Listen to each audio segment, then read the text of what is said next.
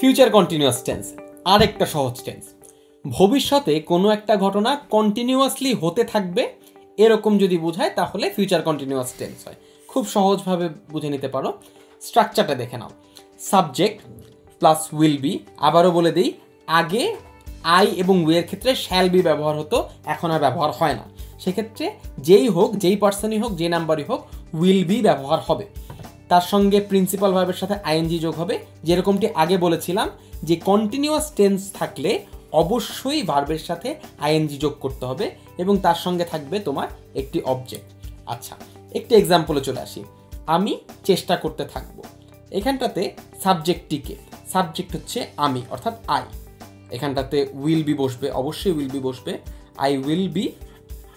এখানটাতে প্রিন্সিপাল ভার্বের সাথে আইএনজি যোগ করতে হবে, অর্থাৎ এখানটাতে চেষ্টা ইংরেজি হচ্ছে ট্রাই, ট্রাইয়ের সঙ্গে আইএনজি যোগ করে ট্রাইং।